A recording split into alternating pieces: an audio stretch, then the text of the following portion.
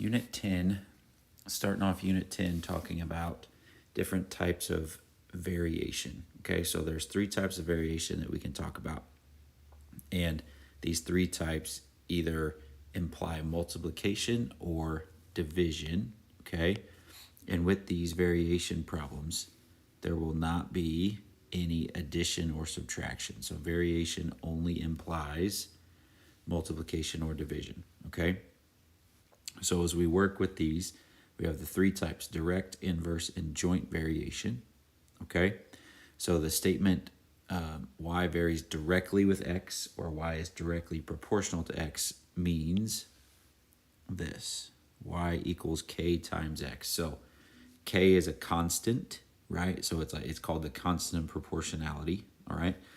But what we want to focus on is when we see the words directly proportional or varies directly, so the words directly, it means multiplication, okay?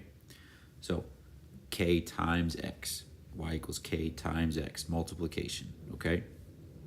Inverse, the statement y varies inversely as x or y is inversely proportional, means this: y equals k over x, okay? So inversely proportional, or varies inversely, means division, okay? Means we're going to take k divided by x. And then the last type is joint variation. So varies jointly or is jointly proportional, means that there's two variables in there. So y equals k times x times z. Okay, so joint variation, varies jointly or is jointly proportional, also means multiplication. Okay, so notice with all of these, they all have a k.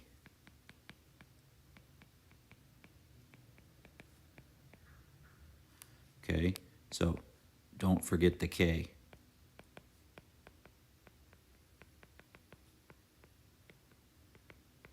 Okay, so don't forget that k. It's in all of them. It's that constant of proportionality or proportionality constant, okay? It's got to be included in everything that we do with these variation problems, all right? So first few here, it says, write an equation that would represent each situation. So y varies directly as x and inversely as z. So we look at this. We see varies directly. So directly, again, up top says implies multiplication.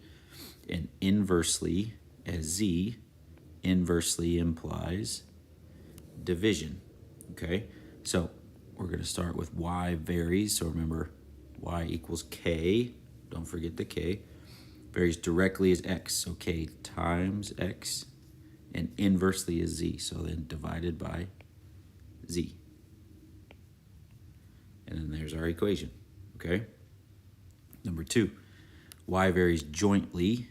So jointly applies multiplication, and then as x and the square root of z. So we don't see any other variation words, just jointly. So we go y equals k, and then times x, and then and the square root of z. So then times the square root of z. So y equals k x root z.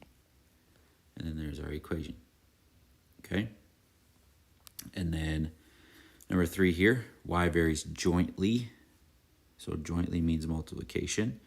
Jointly as x and the square of z, and inversely, so division, as the cube of w.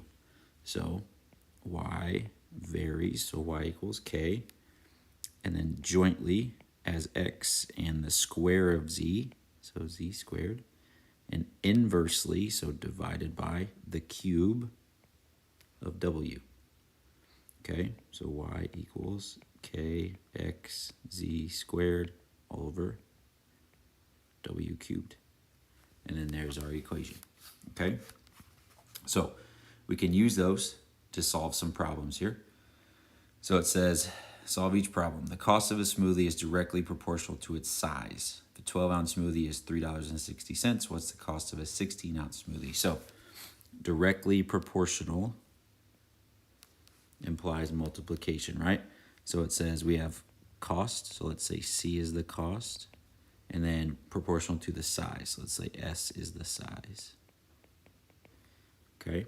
So C varies directly as S. So C equals K times S is what we're working with. Okay? So then we're given some information. It says a 12-ounce smoothie is $3.60. So here's a C and here's an S. So we got 360 equals K times 12. So we can find K if we divide by 12. So that would give us K, 3.6 divided by 12 is 0.3. Okay, so we found K, but it says, then what is the cost of a 16-ounce smoothie? So K is not the cost, K is just a constant, right? It's that constant proportionality. So what we have now is if we fill in K, we have C equals 0.3 S, right? So now, if we were asked how much does a 16-ounce smoothie cost, there's a size, so we can just plug that in. 0.3 times 16. And if we do that, then C, the cost, would be $4.80 for that 16-ounce smoothie, okay? So, gotta find K, plug it in, and then plug in your new numbers, and then you can go from there, okay? Now, for number 5, it says the time required to rake the grounds at Rockwood Manor varies inversely. Inversely is important with the number of rakers. So if 4 rakers can complete the job in 12 hours, how long would it take for 6 rakers to complete the job? So as we look at this, if we go varies inversely, so we've got time and varies with the number of rakers, so let's just call that R. So let's say T is our time, R is the number of rakers, so it varies inversely. So T varies, so T equals K, varies inversely with R. So 4 can do it in 12 hours. So we got 12 is equal to K over 4. So to solve, we would multiply by 4. So 48 is K. So then our new equation, if we fill in K, we got T equals 48 over R. And then it said how long would it take for 6 rakers to do that job. So if we plug in our 6 for R, then that means T would be 8. So it would take a team of 6 8 hours to do that job, okay? And then last one here, it says the cost of a fence that is 200 feet long and 5 feet high is $3,000. The cost varies jointly with the length and the height. And what is the cost of a fence that is 250 feet long and 6 feet high? So cost varies jointly. So let's say C is the cost. We got a length, it varies jointly with the length and the height. So let's say L is the length and H is the height. Okay, so C varies, so C equals K times the length times the height. Varies jointly.